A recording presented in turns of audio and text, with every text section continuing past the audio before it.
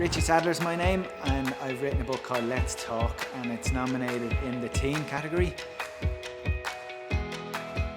The book it's kind of like the book I would have liked to have read when I was 15 or 16. It's about teaching young lads all about the world of sex and relationships and online porn and consent and sexuality and sexual orientation and the influence of alcohol and drugs on decision making and all that really rich and exciting new world that teenagers enter into, but it's a world that very few adults talk to them about. So I figured a book like this could potentially help.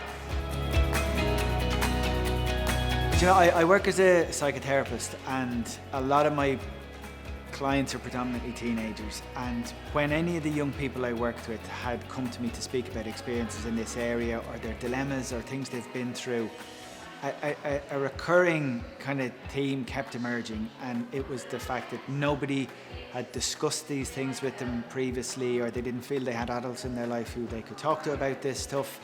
And there was nowhere really that they were going for information that is sound or advice that was worth listening to. And for loads of understandable reasons, we don't really know how to talk to teenagers about sex, and sex is a tricky topic for teenagers to talk about, so we're all kind of skirting around it and just leaving young people to learn the way we learned, which is predominantly from your mistakes or from observing the mistakes of your mates or other people.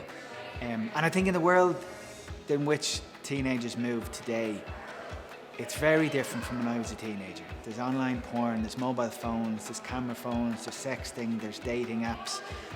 There's so many things, social media as well, and the internet, that they have to navigate that we didn't when we were their age. So I just don't think it's good enough anymore just to stand back and go, lads, learn the way we did. So when you work with young people, you see the kind of decisions they make and the mistakes they make, or the things that they go through, which can be really upsetting or traumatic and can cause themselves and their partners and their families a lot of distress. So it's called Let's Talk for a reason. I just think conversations are better.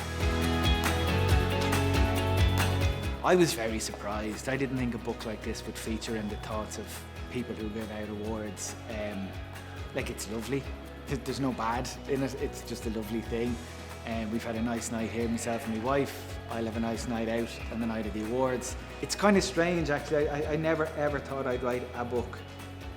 The notion that I'd write two books and be at an at an event like this, and it's just not where I envisaged I would ever be in my life. So it's lovely. It's all nice.